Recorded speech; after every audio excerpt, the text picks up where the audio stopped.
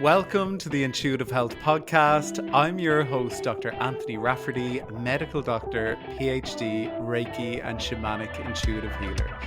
I'm here to bring you on a journey of holistic healing that explores the science of the physical body combined with mental and emotional well-being, energetic and spiritual health. And I am so excited to have you here today because I'm going to talk to someone very dear to my heart, someone very special. And I'd love to welcome Orlagh to the podcast. Orlagh, thank you so much for coming to join Thank us. you so much for asking me to come on. I'm really grateful that I can be here today. No, it's such a pleasure and a privilege. And I met Orlagh about 10 years ago, would you believe it, over in Melbourne when I was living over there. Was it 17? Oh my God. Like, that is mind boggling to me that it was that long ago. But it's so wild because I met Orla and her husband. Well, I don't even know whether you were engaged back then to Fraser, were you?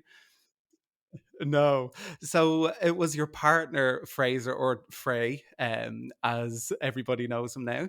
But I met you guys so many years ago, and I didn't realize at the time that our lives would obviously separate for a very long time, but we'd find ourselves coming back together on a very intimate journey, which has unfolded over the last 12 months for me. But it's been a much longer journey for you, which has gone deep into the world of motor neurons disease.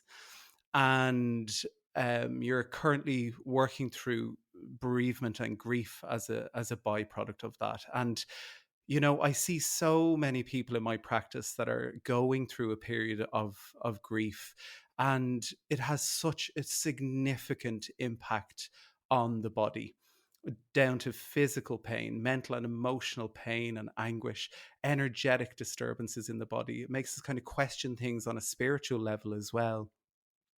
And that's why I was so grateful when we had a discussion about you coming on, because when I was speaking to you last week about your journey with grief and even the build up to the loss of Fraser, due to motor neurons disease in the last couple of months, it you were so inspiring and you touched my heart in such deep and profound ways. And you've done that over the last 12 months. I can't even describe. It's been such a privilege to be on the journey with you.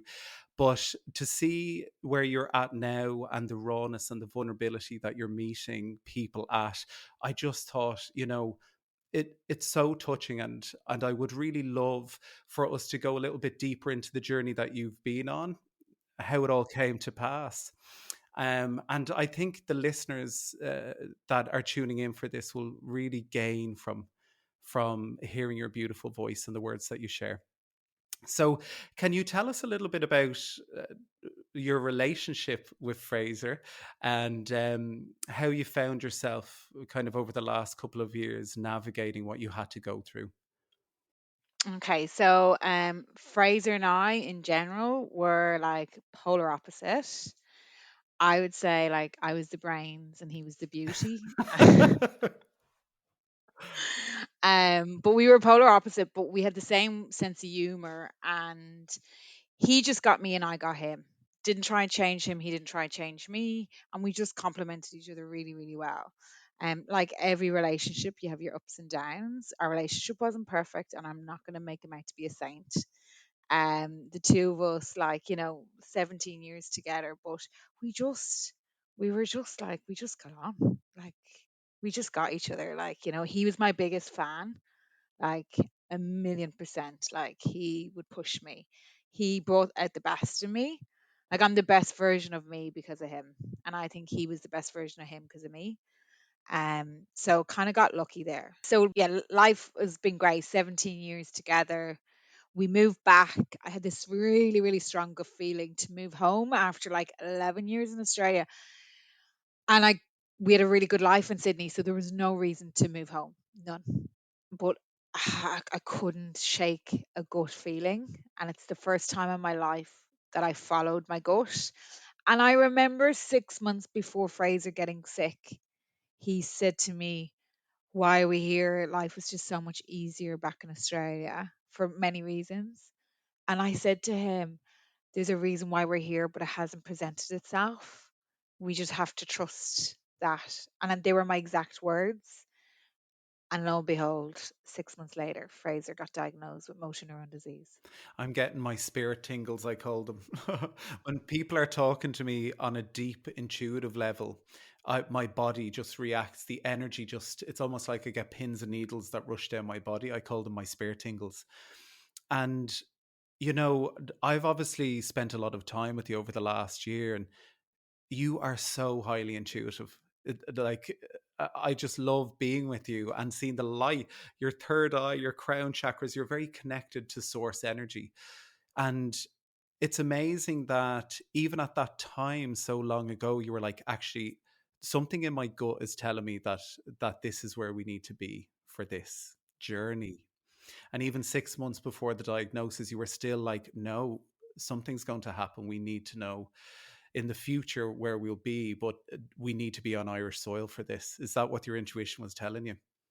It was, but I wouldn't say I was like, I was doing it and I actioned it and we came back.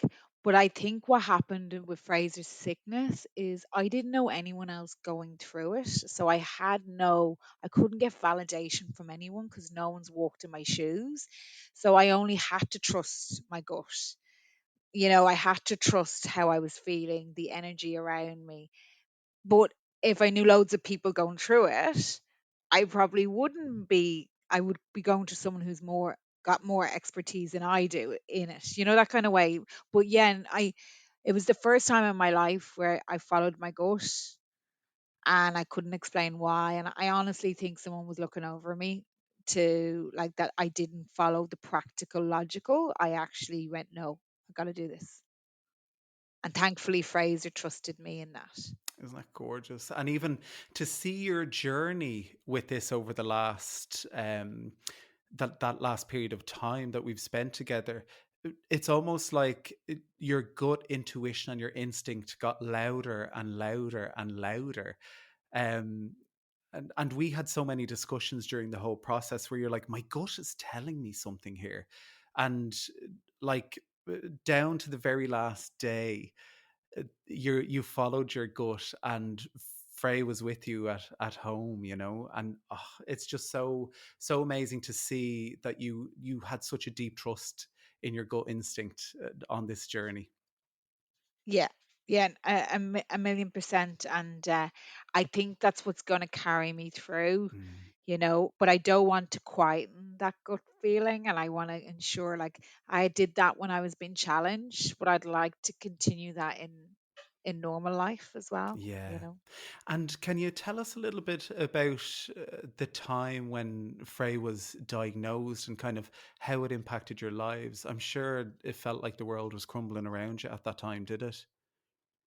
Yeah, like the doctors have said it's the crudest disease to die of. Mm.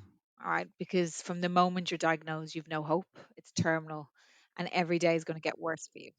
So that's really hard to deal with. Um, it was a living nightmare.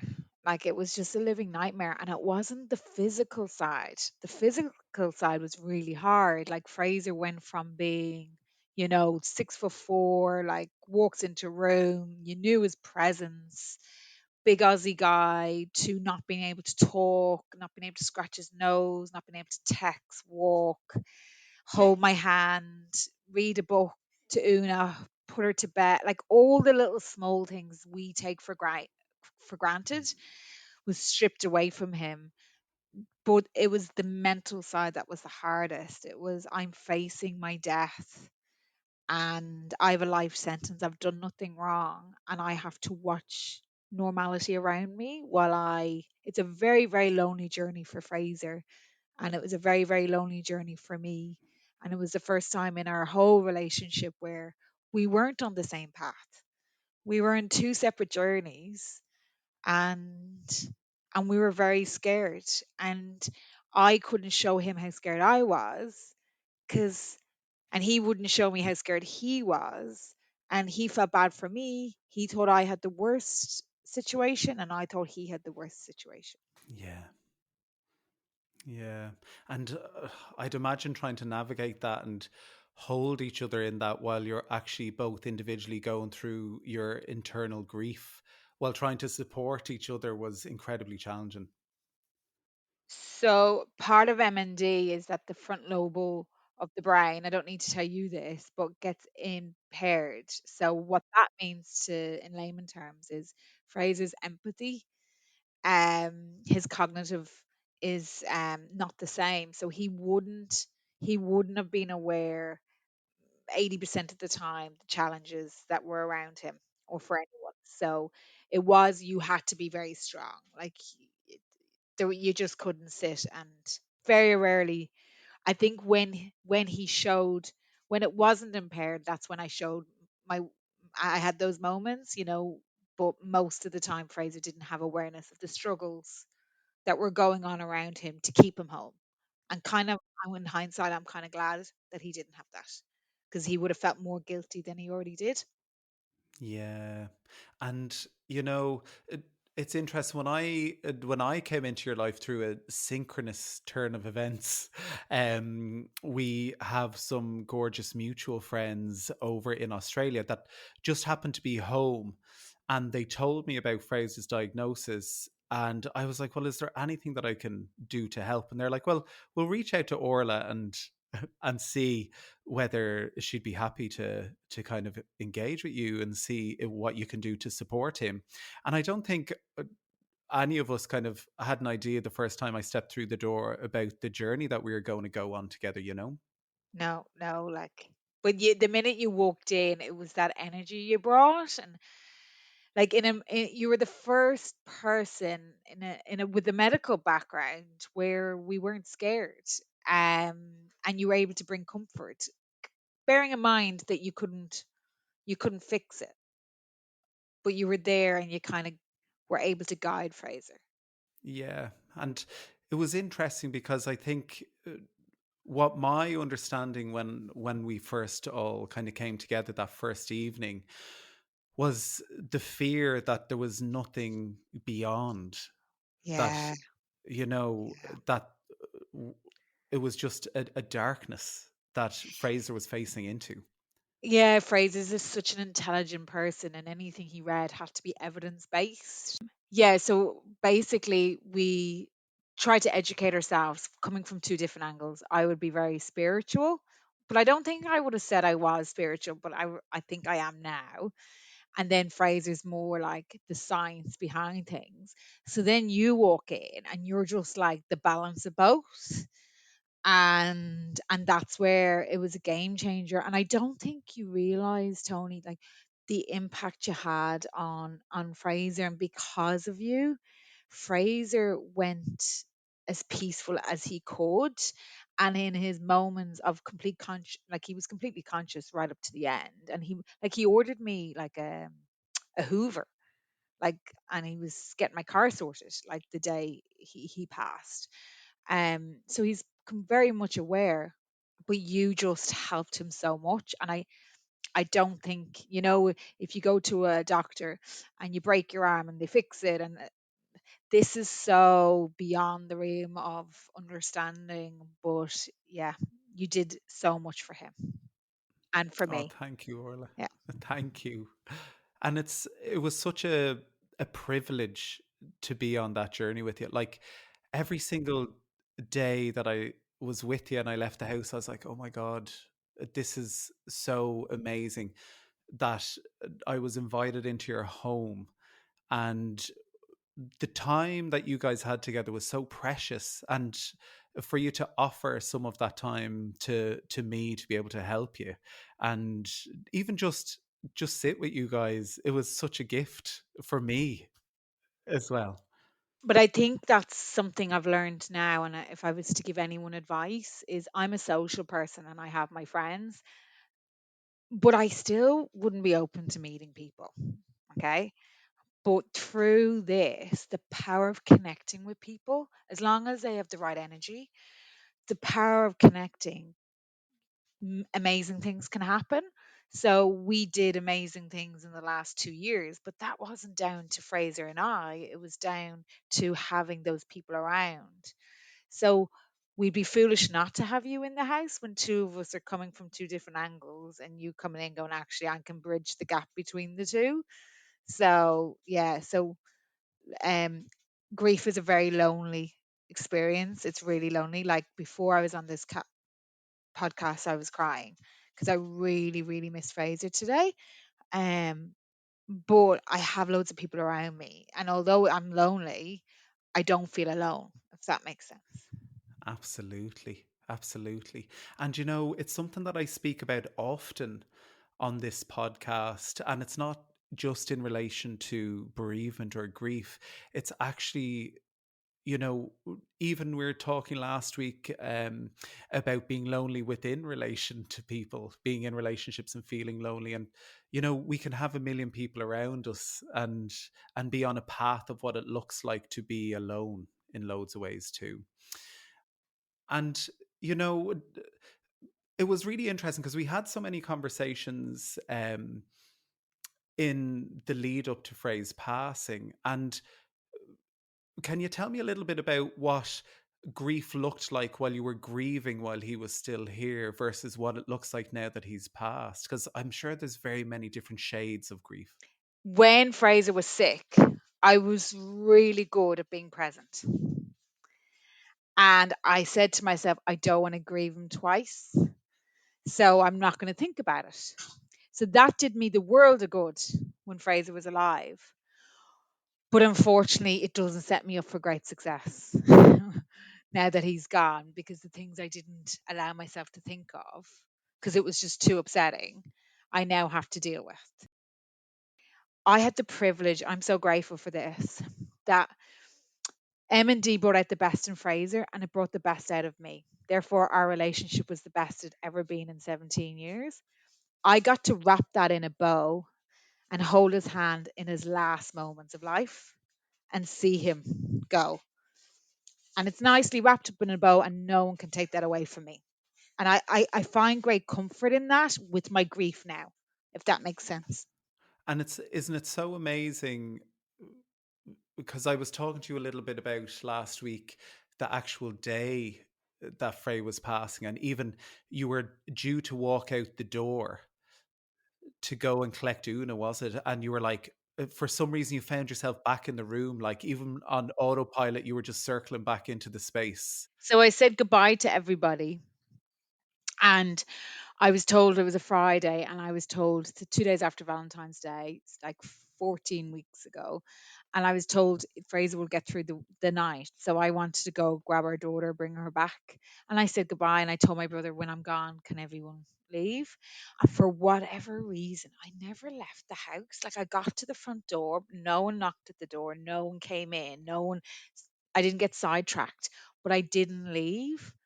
And when I came back in, the nurse came to me and said, "You've got 3 minutes." Now, had I left, I would have missed Fraser. And I'd like to think that I wouldn't have had any regrets or gone, he did that. I would have come up with oh, he would have done that for me, not to be there.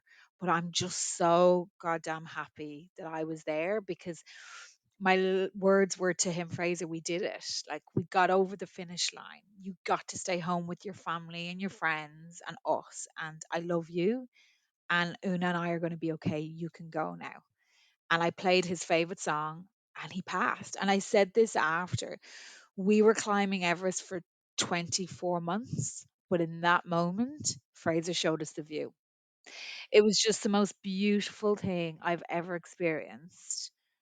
It was just fab, and I have no fear. And it, like, it was just beautiful. Like, and I know this sounds really terrible, but he had the best death. He didn't have the best dying experience, but he deserved that moment that he got. And I deserved it, and all our family and friends deserved it. When I think back at it. Now, I don't want people to go, what, she was happy with that, or but and that was what we were given. And I think he he he ended on a high in that moment. Yeah. And Oh, I just love that, Orla. Thanks so much for sharing those intimate moments from your last couple of minutes together. I think the moment when our soul leaves our physical body, it's such a precious moment. It's a transition back to the light, you know. And I've been working in hospitals for so many years, and I've seen people die in a clinical setting with nobody around them. And on those occasions, and I understand now why those experiences touch me so deeply now that I do the work that I do, because at the time I remember there was one particular lady, and I remember holding her hand and my bleep just kept going off. And you know, the reg came and stuck his head in the curtains and was like, "You need to come out now, like we're busy here." Like, and I was thinking to myself, we can't leave this lady, she's by herself and she is minutes away from passing. And the clinical demand was so huge that they were like, "Come on, you have to come." And I will never forget the impact that that had on me, because I thought to myself, oh my God, nobody should have to pass by themselves in this world. You know, that this transition back to the light, it's such a huge experience for our physical body. And just to have the comfort and the light with you. Now, it's interesting because we had actually gone on a journey for quite a couple of months um, together, actually reconnecting Frey with the light and with all of the beautiful guides and the angels and all of these beautiful light beings that were going to be with him when he left his physical body. And the work that I tend to do with people, bringing them on that journey as they approach the transition time, it can be such important work. And as we kind of went on that journey with Fraser, and he used to tell us what he could see and visualize, and it was mind blowing to me. He was speaking about kind of these angels that he didn't know the name of, and he could literally say their name. That's the thing. So for anyone listening to this, right, is Fraser was an evidence based person who believed their eyes would close and there's blackness. And going back to his fear, because part of MND is you can go in your sleep. So every night I had to say goodnight to him, and he was scared. He'd close his eyes and not wake up. And every morning I had to set my alarm to make sure he wasn't dead. That was our life for the last 12 months, 24 months. But then you come in and do this meditation. And I remember saying to you, why am I not experiencing what he's experiencing? But I understand he you explained to me he was at a very low vibration and I was on like high, like, you know, because I'm trying to keep out all the balls in the air.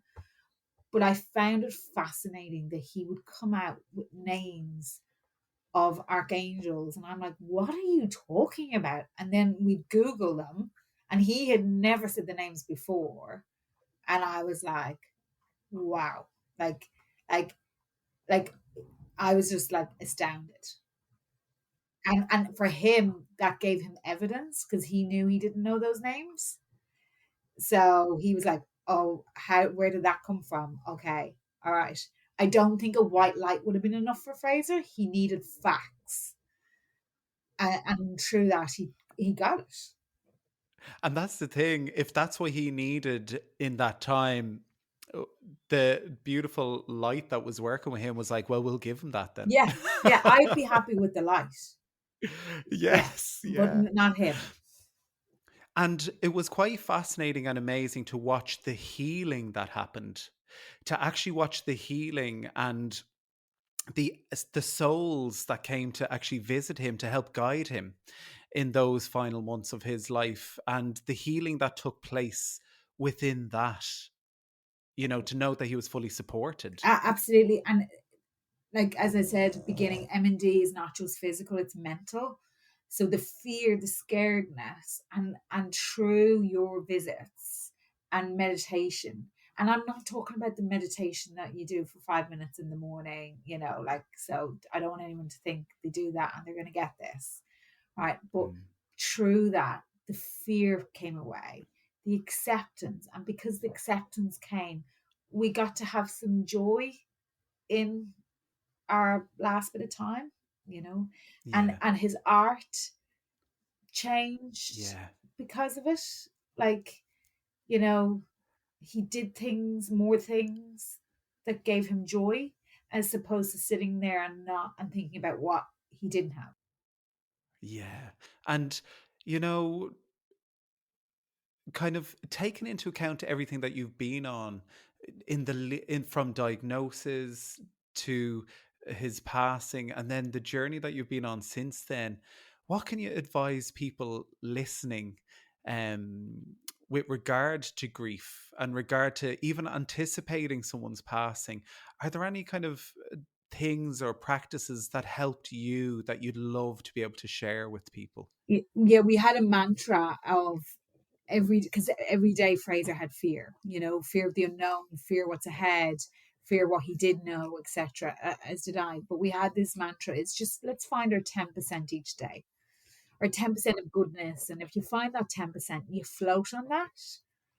Because if you don't focus on that, it's just too easy to focus on the 90% of crap that's going around you. So, and there is 10% in every day.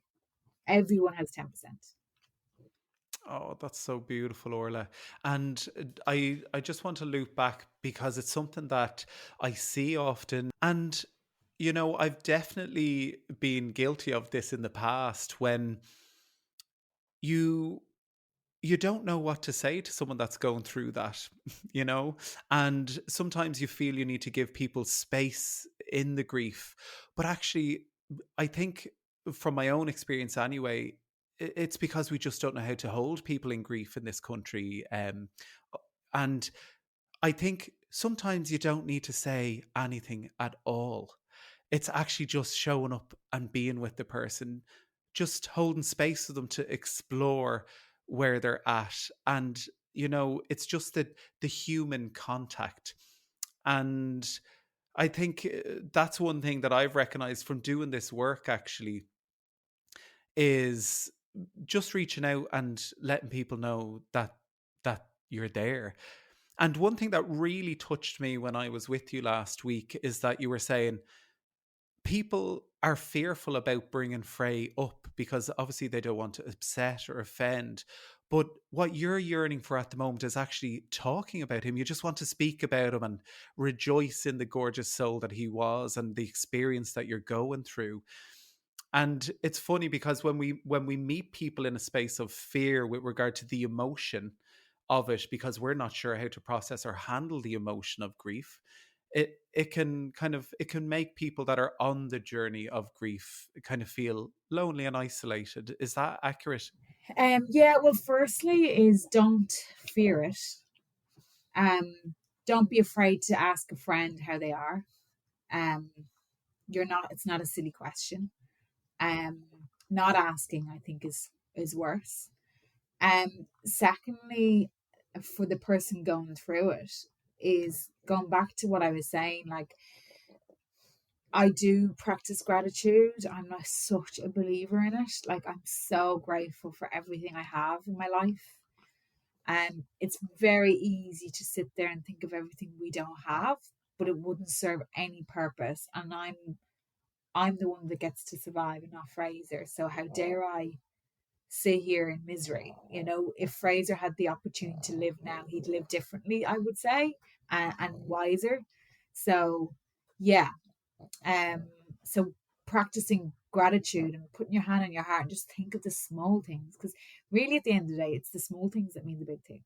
It's the connecting with people. It's the small gestures, the door opening for someone, buying a coffee for the person behind you, or a hug, like just the small things. And I think right now, Tony, that's for me, it's small steps and small things that fill my cup. Yeah, and I love that. So I definitely encourage anybody who knows someone that is either on a journey towards their departure from this physical world in that twilight period of their life, or you know a loved one who is going through that or has recently lost someone, just to extend the hand. and to really challenge yourself. Sometimes we're scared because the emotion is big. And I think we definitely have a tendency in Ireland anyway to shy away from big emotion. But the impact that you can have on someone's life and the impact that you can have on their journey with this can be immense when we actually just extend a hand.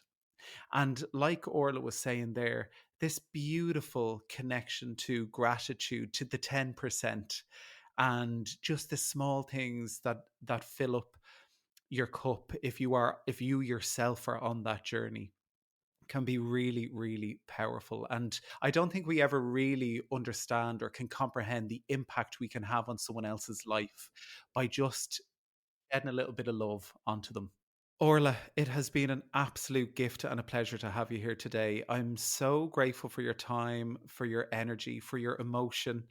And I just want to say thank you from the bottom of my heart to you and Fraser for allowing me to be in your world. And thank you so much for the courage to come on and just talk about your journey and even those vulnerable moments around his passing. It's very, very precious. And I'm absolutely certain that the people listening will gain so much from the wisdom and the knowledge. So thank you so much for being here. Thank you so much, and thank you for everything. Um, you'll be forever in my heart. I really appreciate it. Oh, and you and mine, my love. So thank you so much. And to all of the listeners, thank you so much from my heart to yours, Dr. Anthony.